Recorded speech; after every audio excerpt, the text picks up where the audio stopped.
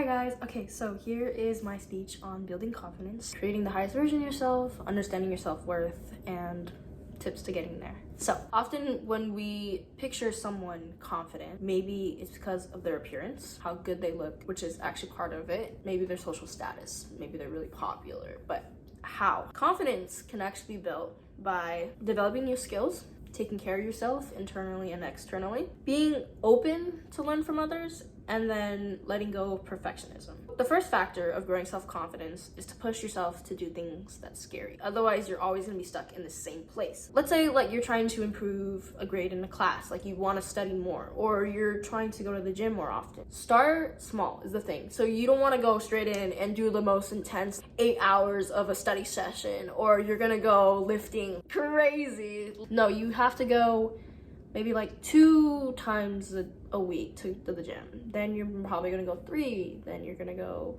4. That will slowly get you back in a routine. And it's very important to build. Also, the thing is that you're not always gonna feel good. You're not always gonna feel like you want to go and do it. You have to just go for the discipline. I will never be confident if I didn't push myself to do things I was uncomfortable with. And I have to do it alone. So I've done MMA by myself. I threw myself to do like kickboxing and jiu-jitsu. Turns out I loved it. So then I was like, okay, high school, maybe I'll try wrestling. I got beat up like bad. and I was scared to quit because the wrestling coach was so intimidating. It was crazy. But I ended up doing it. I ended up going to CCS, placing 4th place on my own. I loved it. The girls are really hard workers. That really helped me in this whole mindset. I can do anything I put my mind to, even if it's like really hard. So now that I'm in college, I throw myself into dancing classes. I'm doing yoga right now, which is kind of crazy. And I did all of them by myself. I swear to God, sometimes my anxiety is like out of the roof, but I'm like, if it doesn't make me uncomfortable, how am I going to ever grow and learn as a person, especially if I do it by myself. The second factor of creating confidence is creating the highest version of yourself. Vision your best version of yourself. How do you act? Who are the people that surrounds you? What does your day-to-day look like? And then you want to act like that. You have to literally picture it and go for it. And fake it till you make it. Like, I hear this so many times and I swear to God, it's actually so true. Maybe you aren't confident to walk into that yoga room by yourself or do dance moves with people who have been doing it since they were 5 years old. Just walk into the place like you own it. And then a part of building your highest version of yourself is that you have to take care of yourself. So I said it, take care of your inner self, take care of your outer appearance. And if you don't take care of yourself and respect yourself, how is anyone else in the world going to respect yourself? So how you put yourself and present yourself outside is how people are going to treat you.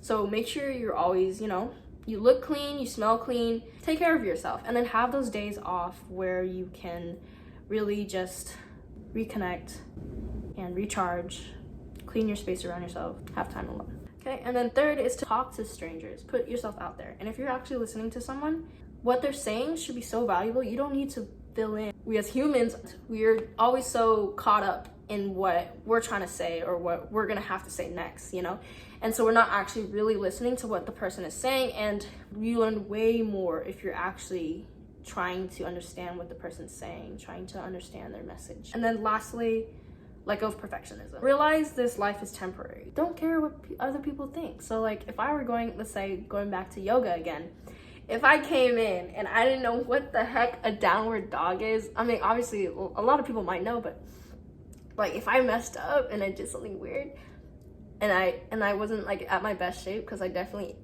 am not since I was running in like high school, no one cares. No one cares, honestly, like, because everyone is all focused on creating the highest version of themselves. They're not focused on what you're doing. They're focused on just bettering themselves. And so you'll also see that in gym culture too.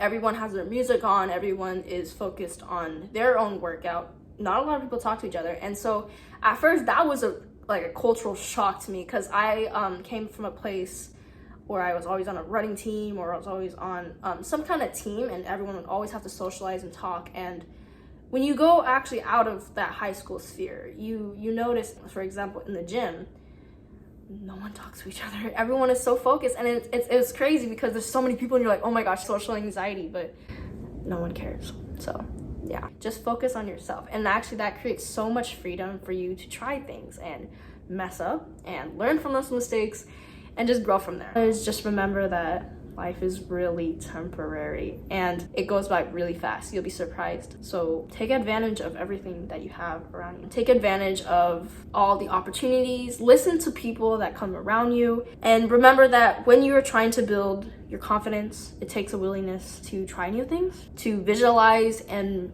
act towards becoming the highest version of yourself, and then letting go of perfectionism. That is it. Just remember, you have one life, live it for yourself, and live one worth remembering. Bye guys, thank you for listening.